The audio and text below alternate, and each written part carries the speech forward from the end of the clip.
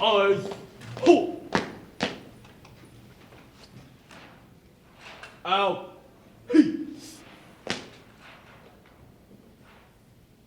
he, and eyes.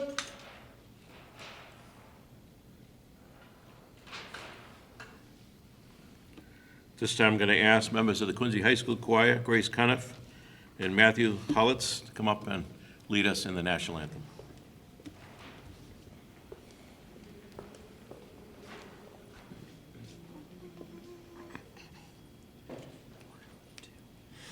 Oh, say, can you see by the dawn's early light what so proudly we hailed at the twilight's last gleaming, whose broad stripes and bright stars through the perilous fight o'er the ramparts we watched were so gallantly streaming, and the rocket's red glare bursting in air gave proof through the night that our flag was still there. Oh, say does that star-spangled banner yet wave o'er the land of the free and the home of the brave?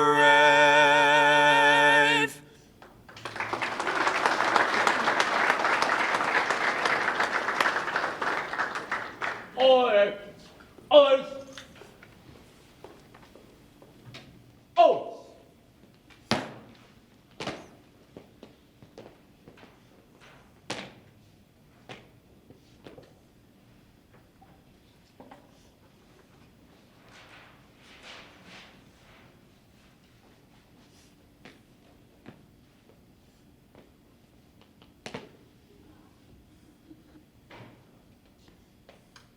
Eat and arms. Order, arms. Oaths.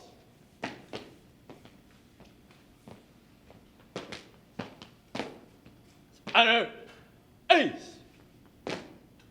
Out, ace. Or, hey.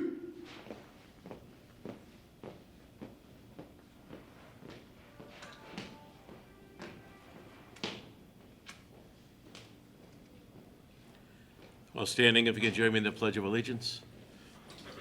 I pledge allegiance to the flag of the United States of America and to the republic for which it stands, one nation, under God, indivisible, with liberty and justice for all. At this time, I invite Reverend Sheldon Bennett, retired pastor from United First Parish Church, environmental activist with Butler's Pond, and been with us on the Affordable Housing Committee for many, many years, a great friend of Quincy, Sheldon Bennett.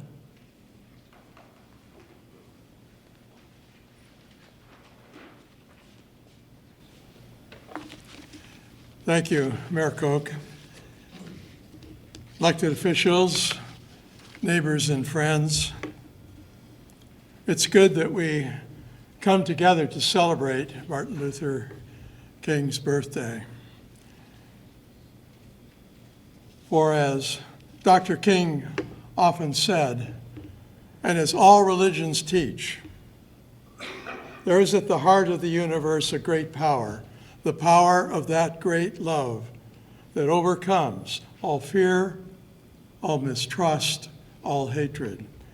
And when we come together in the spirit of this love, that power comes to a new focus for the creation of just, caring, and inclusive community. This is why we are here. In the spirit of this love, I invite us to join in prayer, each in our own faith traditions.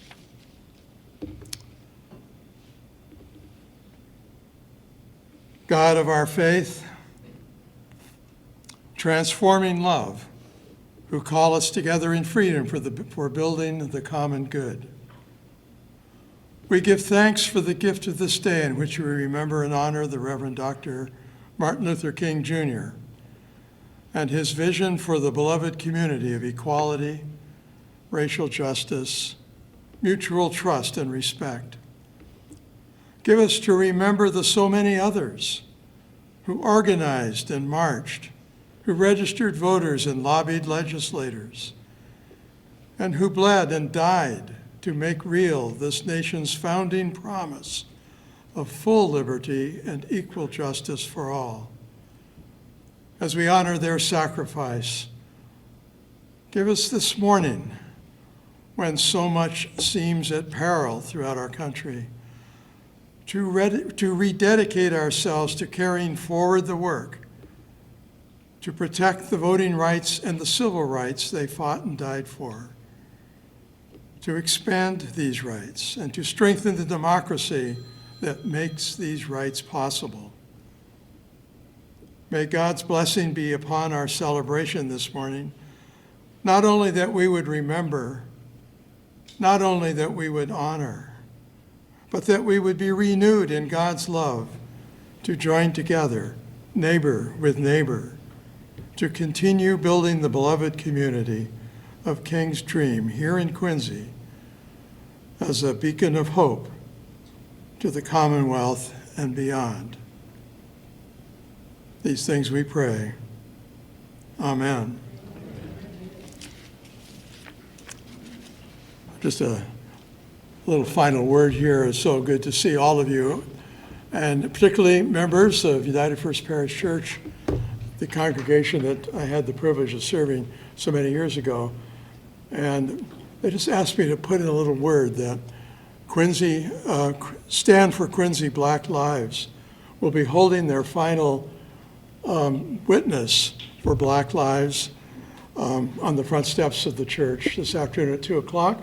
They've been bearing testimony to this important cause for 4 years now, every week. And this will be their final standout. It'll be 2 o'clock, the sun will be warm, and everyone's invited to join with them. Thank you. From the City Council, we have City Councilor at Large Nina Liang, City Councilor at Large, where are we? Scott Campbell, City Councilor at Large Noel DeBoner. We have Ward 1 City Councilor Dave McCarthy, Ward 2 Councilor Richard Ash, Ward 3 Councilor and Council President will be hearing from shortly, Ian Kane, Ward 4 Councilor Jim Devine, Ward 5 Councilor Dan Minton, Ward 6 Councilor Bill Harris.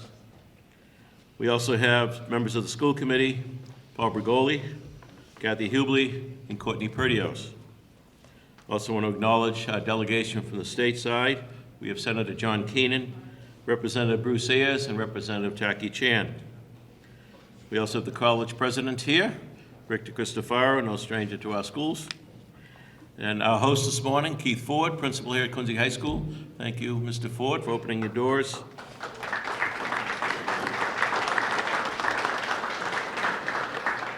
We have the district attorney, Michael Morrissey. And we also have a little surprise visit this morning from former district attorney and former city councilor, George Burke. It's great to see George. This morning, our guest speaker is obviously no stranger to our city. He's our Ward 3 City Council, newly elected council president, which is a great honor to be elected by your peers. Known Ian and his family a long time. He's a Montclair school kid, BC High, Boston College, and an MBA from Duke University. Did 20 years in the private sector business experience, commercial real estate, venture capital, and emerging technology, which have been fascinating having those discussions. Co-founder and chairman of Cubic Labs. It's an innovation hub located right here in downtown Quincy. He was elected first in 2015, and as I mentioned, he was elected unanimously by his colleagues. It gives me great pleasure to introduce to you our guest speaker today, Ian Kane.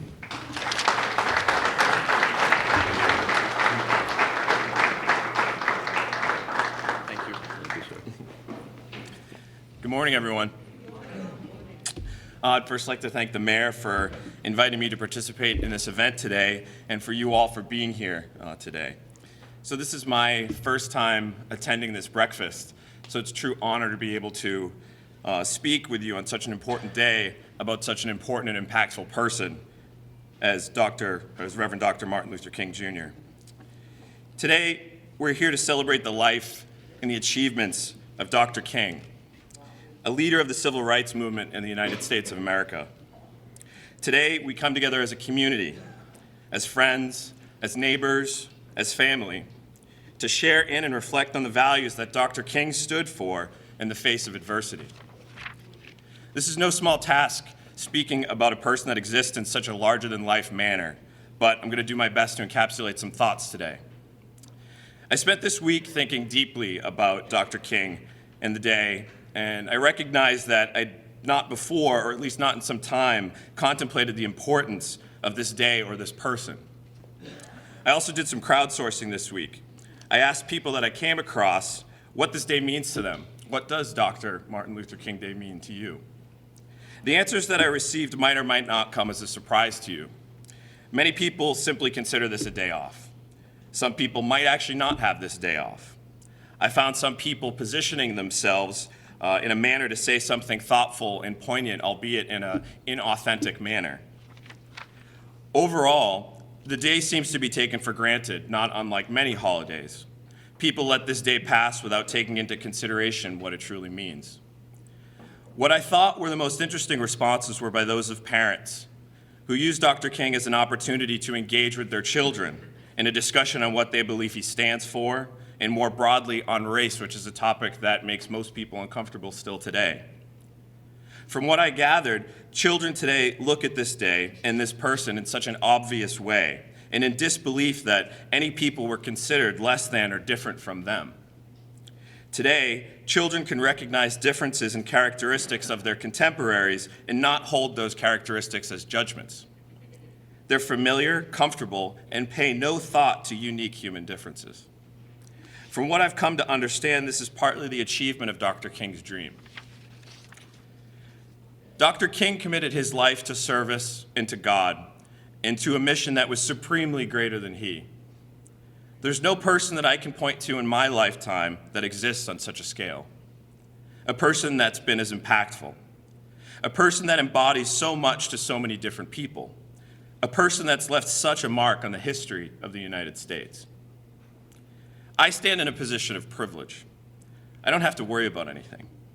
My person and my being are not threatened. My civil and human rights are not violated. This is because of people who have come before me and assumed that burden. The cost of assuming this burden was high. Some, as we know for Dr. King, paid with their life. While we're far from perfect and still have considerable work in achieving Dr. King's dream of equality, the issues that I see today that plague us are in different form than the more obvious hate. I see a battle on the spirit. I see a battle on the mind. I see the treatment of people as others. I see those who act as if their beliefs are superior. The issues today are quieter. They're subversive, but they're prevalent nonetheless. We need to uphold and promote respect and love. Why are we afraid to love? It costs nothing, and the returns are infinite. We need to be more comfortable engaging in discourse instead of finger-pointing, assumptions, and blame. We need to look at Dr. King's legacy and learn what commitment truly looks like to a cause, to a mission, to a people. Dr. King's brand of commitment is rare today. Today's commitment to cause lacks authenticity, it's fleeting, and it's vain.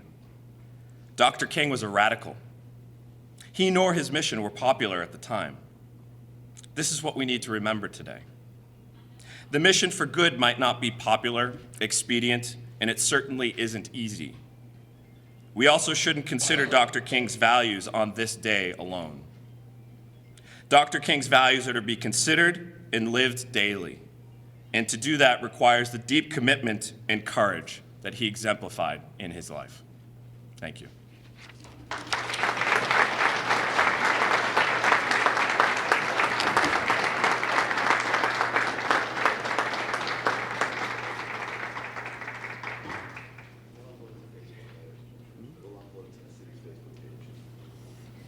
my tech man tells me we're going to upload this on the Facebook page a little later, the video.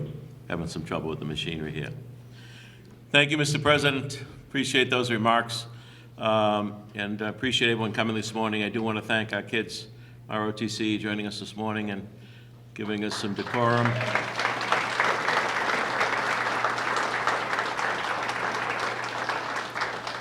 don't know if Grace and Matt have left, but we want to thank our singers. Great talent here from Quincy High School. We thank them as well.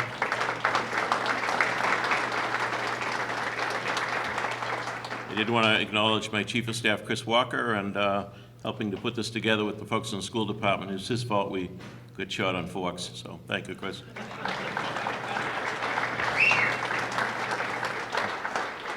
Let me just close. Mr. President talked about love, and we heard Sheldon Bennett talk a little bit about that. And as we know, Dr. King was the Reverend Dr. King, Baptist minister, strong Christian, who spoke from many pulpits throughout the country. And was asked of, and I say this in all respect to all faiths, when Jesus Christ was walking the earth, he was asked, what's the greatest commandment? And he said, love your God with all your mind, your heart, your soul. But the second one, very close to that, is to love your neighbor. So whatever faith tradition we have, let us continue in this city to love our neighbors. God bless. Enjoy the day.